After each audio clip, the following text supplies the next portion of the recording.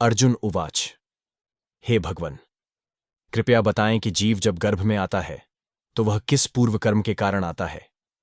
हे मधुसूदन, प्राणी जन्म के पूर्व गर्भवास का कष्ट भोगता है और जन्म लेते समय भी असह्य कष्ट पाता है। इसके उपरांत वह संसार में रहकर रोग पीड़ा भोगता है, उसे बुढ़ापा आता है, प्राणी की मृत्यु भी होती है। अस्तु प्रभु जी, कृपया यह बताएं कि वे कौन से कर्म हैं जो प्राणी को जन्म मरण से रहित बनाते हैं।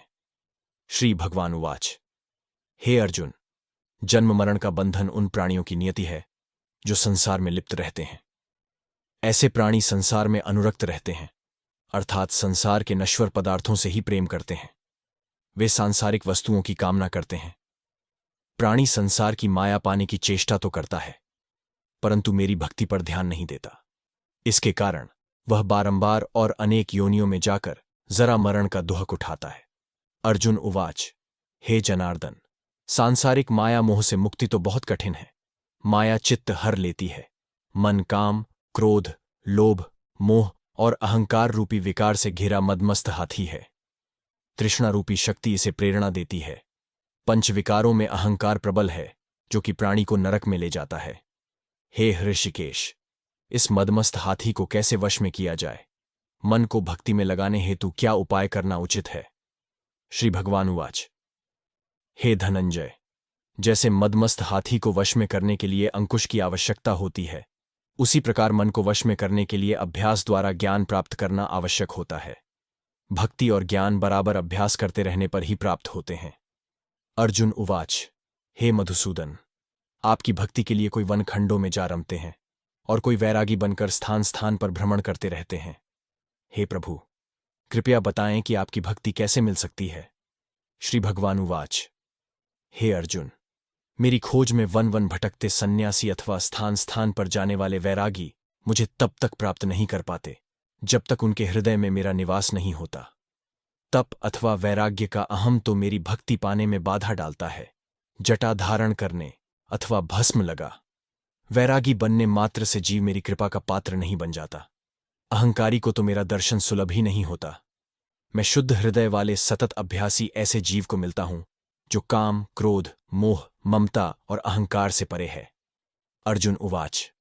हे माधव, प्राणी पंचविकार जनित प्रवृत्ति के कारण लौकिक जीवन नष्ट कर लेता है। हे मुरारी, कृपया बताएं कि वह कौन सा पाप है जिसके कारण किसी व्यक्ति की स्त्री असमय मर जाती है? किन पापों के फलस्वरूप अल्पायु में पुत्र मर जाता है? कौन से पाप के कारण व्यक्ति वीर्यहीन हो जाता है? श्री भगवान उवाच। किसी का लिया हुआ आरण नहीं चुकाने वाला पति पत्नी हानि का दुख उठाता है। उसी प्रकार किसी की धरोहर अमानत को न लौटाने वाले का पुत्र अल्प आयु में मर जाता है। किसी को सहयोग, सहायता का आश्वासन देकर भी समय आने पर सहयोग न करने वाला वीर्यहीन होता है। ये सब भयंकर पाप है जो स्त्री पुरुष एकाकी होकर भोगते हैं। अर्जुन उवाच। हे दयानिधे, किस पाप के फलस्वरूप प्राणी सतत रोगी रहता है और किस कुकर्म के फलस्वरूप बोझा ढोने वाला जघन्य पशु बनता है? श्री भगवान उवाच। हे अर्जुन, कोई सौभाग्यकांक्षिणी कन्या को बेचने वाला सतत रोगी रहता है। अभक्ष्य भोजन और मादक द्रव्य का सेवन करने वाला अधम योनि में जन्म लेता है। झूठी गवाही देने वाला, भोजन बनाकर पंच कंवल कर स्वयं भोजन करने वाला बिल्ली और सूकर की योनि प्राप्त करता है। अर्जुन उवाच। हे प्रभु, इस संसार में जिनको आपने धन धान्य दिया है और उत्तम साधन दिए हैं, तो उनका पुण्य क्या था? श्री भगवान उवाच। उत्तम रीति से सुयोग्य पात्र को स्वर्ण आदि दान करने वाला धन धान्य और वाहन आदि पाता है। सत्य सनातन वैदिक रीति से सुयोग्य वर को विधिपूर्वक कन्या दान करने वाला उत्तम मानव योनि का अधिकारी बनाता है। अर्जुन उवाच। हे प्रभु, संसार में कोई तो सर्वांग सुंदर है और कोई कुरूप है। सुश्रेष्ठ स्वास्थ्य और स्वरूपवान शरीर किन पुण्यों से मिलता है? श्री भगवान उवाच। हे कौन्तेय, पुरुष का रूप स्वरूप नहीं गुण महत्वपूर्ण है, फिर भी आकर्षक देह संत विद्वानों की सेवा एवं निरंतर ज्ञान की आकांक्षा के फलस्वरूप मिलती है। अर्जुन उवाच। हे दयानिधि, प्राणी धन और सांसारिक सुखों से मोह क्यों रखता है? श्री भगवान उवाच। हे महाबाहु, अगर मेरी कृपा से प्राणी वंचित हो जाए तो धन दौलत और सांसारिक रूप आदि से प्रीति करने लगता है। ये सब नाशवान है। विवेकी साधक को इसे दूर रहना चाहिए। जो व्यक्ति सांसारिक व्यामोह से मुक्त हो, काशी, हरिद्वार, अवंतिका, अयोध्या आदि पवित्र स्थलों के दर्शन और मेरी निष्काम भक्ति करता है, वह राजा जैसी संपन्नता और ज्ञान प्राप्त करता है। इसी प्रकार विनम्र भाव से दान, गुप्त करने वाला, कामना रहित होकर दूसरों की सेवा करने वाला सदा अपनी आवश्यकता अनुसार धन पाता है, उसकी काया निरोगी रहती है। अर्जुन उवाच। हे प्रभु, प्राणी में रक्त विकार, खंड वायु, अंधा अथवा पंगुता का कारण क्या है, बताने की कृपा करें। श्री भगवान उवाच। हे धनंजय, मेरी भक्ति से परे माया लिप्त, नशे व्यसनों में रत रहने वाला, क्रोधी, रक्त विकारी, आलस्य में डूबे दरिद्री, शील संयम रहित खंड वायु जैसे रोग से ग्रस्त होते हैं। पतिव्रत धर्म का उल्लंघन करने वाली सो और संयम रहित पति में पंगुता, ज्योतिहीनता आती है। अर्जुन उवाच। हे जगतगुरु, कृपा करके गुरु दीक्षा के विषय में भी कुछ बताएं। श्री भगवान उवाच।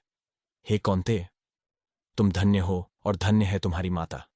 तुम्हारा यह प्रश्न संसार के लिए कल्याणकारी है। हे पार्थ, संयमी और इंद्रियों को वश में करने वाला कोई सिद्ध पुरुष जो ईश भक्ति और परोपकार में लगा हो, गुरु रूप में धारण करें। अपने गुरु के मार्गदर्शन में मेरी आराधना कर व्यक्ति गुरु कृपा से मेरी भक्ति है, ऐसे गुरु से विमुख प्राणी सप्तग्राम को मारने का पाप भोगता है। उसका मुख देखना भी पाप है। जैसे मदिरा भांड से सटा गंगा जल अशुद्ध हो जाता है, उसी प्रकार गुरुद्रोही गृहस्थ साधक की साधना निष्फल रहती है। ऐसा व्यक्ति कूकर, सूकर गर्दभ, काक आदि योनियों को पाता है। वह अजगर के समान आलस्य में डूबा तिरस्कार पाता है। अतः गुरु आज्ञापालक, साधनशील, व्यसन रहित जीवन व्यतीत करना चाहिए। हे धनंजय गुरु, दीक्षा बिना साधक का उद्धार नहीं होता है। मेरी भक्ति की इच्छा करने वाले को गुरु धारण करना उत्तम है।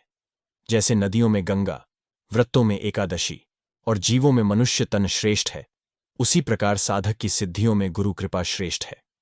गुरु सेवा का फल अश्वमेध यज्ञ से भी अधिक फलदायी है। तद्विद्य प्रणिपातेन परिप्रश्नेन सेवया उपदेक्ष्यन्ति ते ज्ञानम ज्ञानिनस्तत्त्वदर्शिनः। इति श्री गर्भगीता संपूर्णम।